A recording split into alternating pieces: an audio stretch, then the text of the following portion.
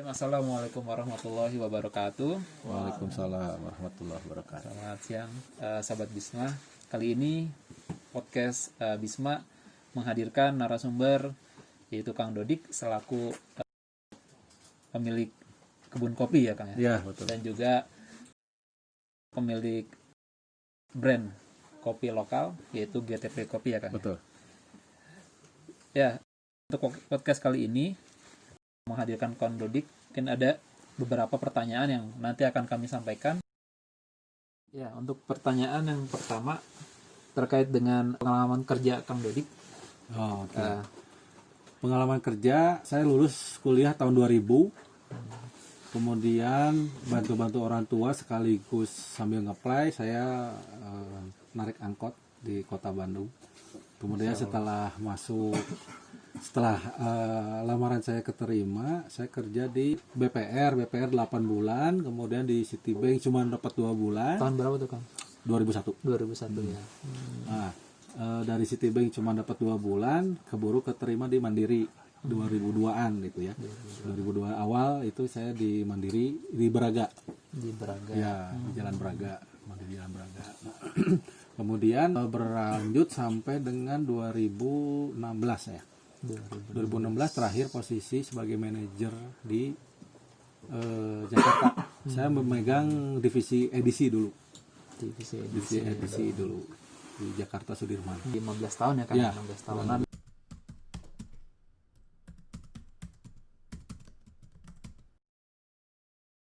Alasannya apa Kang kira-kira resign dari bank gitu? Nah, jadi gini. Selama 2 tahun di Jakarta itu saya punya bos. Bos saya itu sama orang Bandung, tapi kerja bareng sama saya. Jadi dia punya fasilitas kendaraan. Akhirnya tiap weekend itu saya nyupirin beliau. Pulang pergi, minggu balik lagi Jakarta bareng beliau gitu. Nah, sepanjang 2 tahun itu dia sering bercerita gitu bahwa dia menyadari bahwa kerja di bank itu ternyata riba. Bosnya. Ya, bos saya itu mengandung riba katanya gitu segala macem. Mungkin dari situ saya mulai nyari-nyari referensi lah. Ya, Ustadz YouTube lah, Ustadz YouTube. Nah, jadi dilihat di YouTube aja segala macem sampai akhirnya saya berkeyakinan memang kerja di bank itu memang riba menurut pemahaman saya gitu ya. Gitu. Tapi jadi begini, kalaupun saya waktu itu hanya mengambil kesimpulannya gini, kalau memang kerja di bank itu riba, alhamdulillah saya selamat setelah resign gitu ya. Tapi kalau misalnya kerja di bank itu ternyata tidak riba, kan tidak ada masalah. Itu maksudnya tidak ada masalah apa? Ya sudah kan, saya sudah tidak, itu bukan berarti bahwa hukum kerja di bank itu adalah wajib atau sunnah atau enggak kan gitu. Nah, jadi kalau saya pun ternyata tidak ada ternyata kerja di bank itu tidak riba, ya sudah. Saya nggak nothing tulus lah gitu ya. Jadi kembali lagi ke Quran bahwa setiap ada dua hal itu namanya apa ya? Saya lupa. Setiap ada 2 hal, yang satu mengatakan bahwa ulama mengatakan bahwa itu halal, yang satu mengatakan haram, kita ambil jalan yang tidak mengambil dua-duanya. Nah, itu yang saya ambil. Gitu. Nah, dan qadarullah anehnya, bos saya sekarang masih kerja di Mandiri. Justru dia yang istilahnya jalan saya tahu bahwa kerja di bank riba itu dari beliau, tapi dia sampai sekarang masih. Saya hanya sering mendoakan semoga beliau dapat hidayah gitu. Amin. Nah, itu tadi saya menanyakan bosnya masih apa enggak Kang? Ya, masih ya. Ternyata masih gitu sampai sekarang.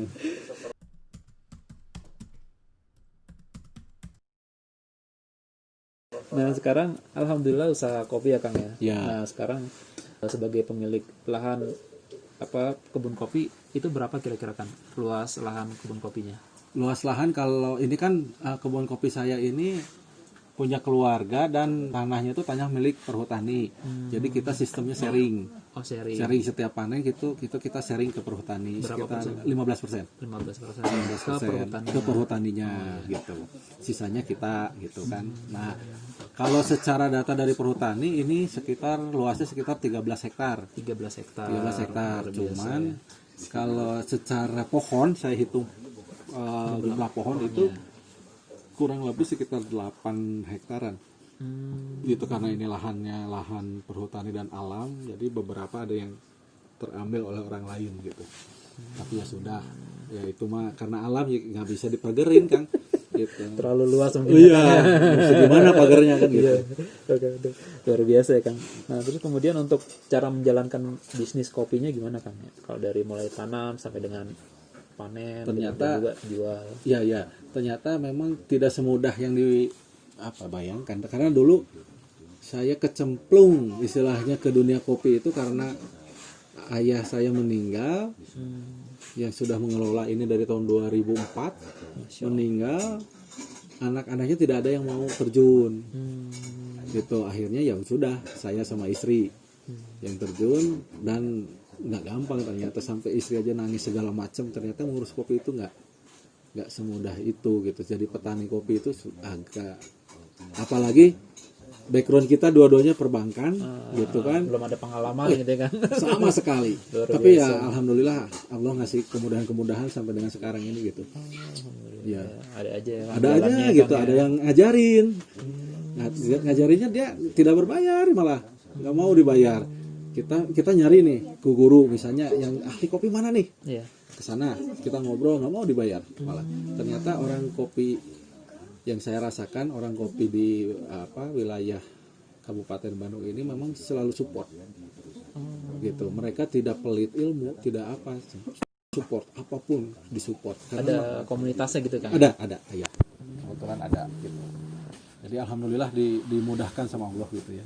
Alhamdulillah ya, sampai dari hulu ke hilir ya Kang ya. Betul, Dari proses penanaman terus kemudian sampai ke produk jadi jadinya. Nah, itu luar biasa Kang. ya. Nggak semuanya bisa seperti itu Kang. Ya, Dari petani sampai dengan proses pemasarannya gitu. Betul. Kita hanya berdua aja sama istri. Berdua saja Kang. Ya, berdua saja Nggak sama niat istri. buat merekrut pemasar atau gimana Kang? Nah, ke depannya jadi gini. Ternyata saya pernah dengar dari orang ex-bank juga gitu. Penasehat ex-bank itu ternyata kalau mau usaha itu harus berjamaah. Harus berjamaah. Harus berjamaah ternyata. Dan saya coba terapkan ini di mulai pertengahan tahun ini. Berjamaahnya. Kang. Berjamaahnya itu. Jadi saya coba berkenalan dengan orang kopi juga, dan ternyata dia itu linknya luas. Akhirnya saya bisa bertahan, menghasilkan lebih, bisa menjual lebih, itu karena bantuan beliau. Jadi akhirnya kita berpartner lah, Oh, berpartner sama beliau. Ya lumayan, sekarang udah mulai, oh ternyata betul. Kalau yang namanya usaha itu jangan sendiri, berjamaah. harus berjamaah. Gitu. Hasilnya pun juga luar biasa ya Kang. Ternyata luar biasa. Alhamdulillah. Alhamdulillah. Kira-kira omsetnya berapa sih Kang? Kalau boleh tahu ya. Kalau boleh disebutin sekitaran Kalau gitu ya. sekitaran ya, Ya, per bulan, kalau per tahun kayaknya kalau per tahun itu sekitar 400 jutaan 400 Ya. jutaan. awal. Alhamdulillah. Awal itu sekitar 400 jutaan omset. Tapi sekarang itu bisa di atas 1 M Di atas 1 M setelah berjamaah itu. setelah berjamaah, luar biasa. Setelah berjamaah itu. Jadi dapat kita ambil pelajaran sobat, bahwa berjamaah itu untungnya banyak sekali gitu, seperti yang tadi Kang Dodik sampaikan.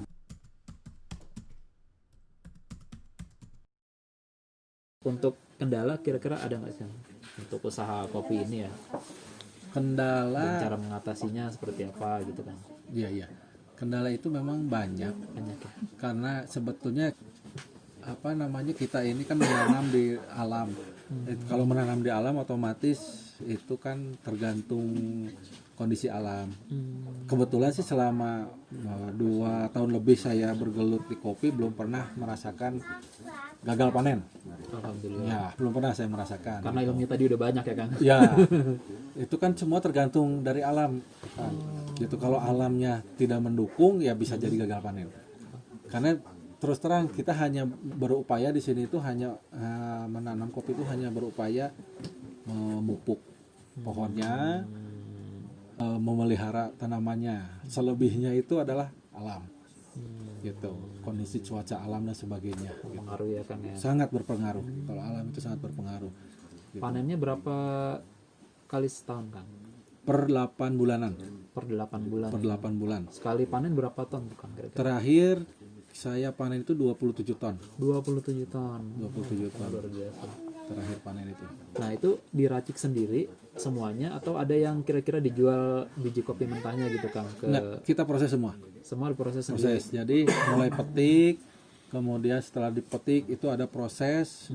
Kopi itu kan ada, setahu saya itu sekarang ada 5 proses. Ada proses full wash, semi wash, natural, honey, sama wine yang terbaru ini.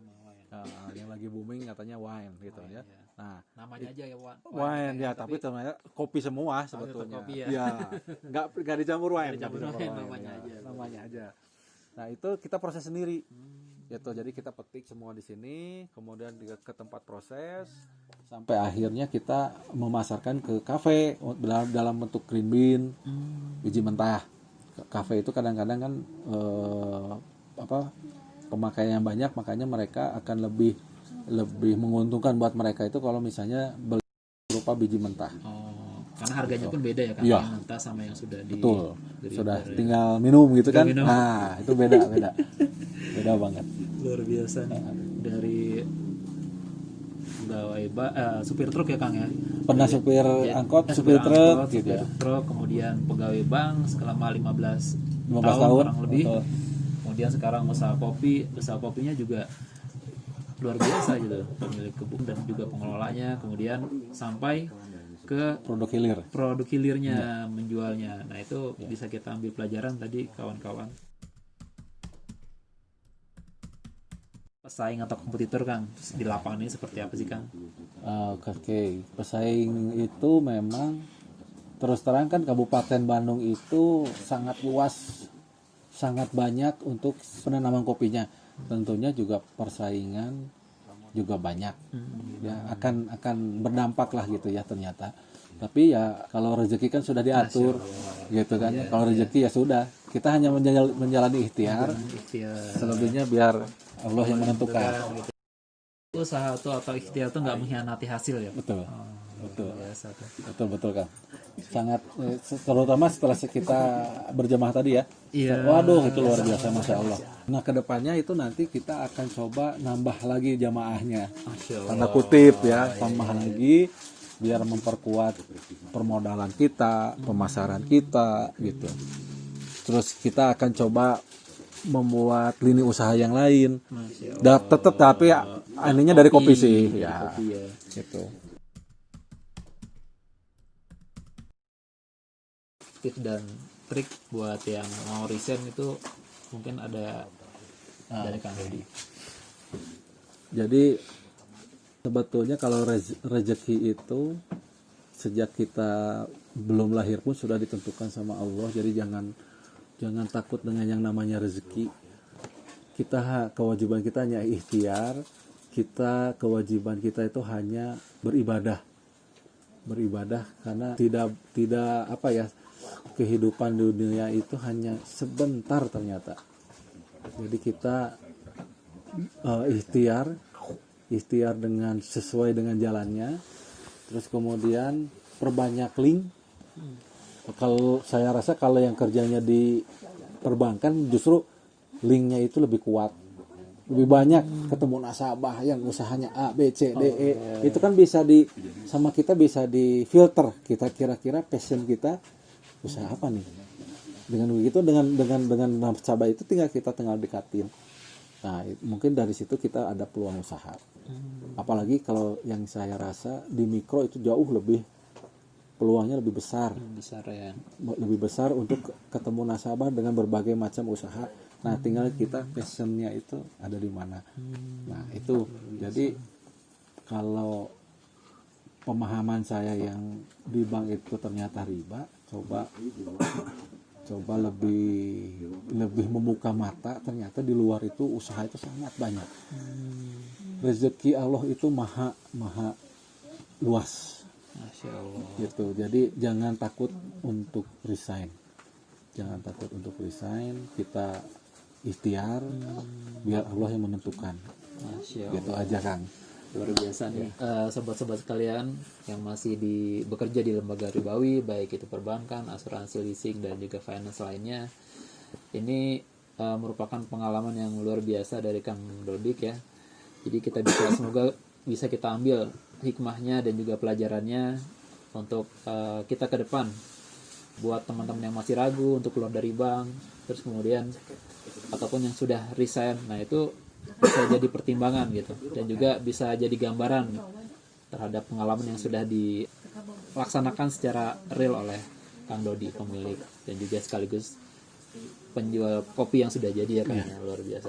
Itu brandnya apa kan? GTP Coffee. GTP Coffee. Kalau media sosialnya ada kan? Ada di IG, di GTP Coffee. Nah, buat teman-teman yang mau mesen atau mau coba kopinya yang luar biasa, kami sih di sini sudah pada nyoba, teman-teman di semua. Semoga sharing kali ini bisa membawa keberkahan dan juga kemanfaatan buat kita semua. Terima kasih Kang Dodi atas waktunya. Assalamualaikum warahmatullahi wabarakatuh.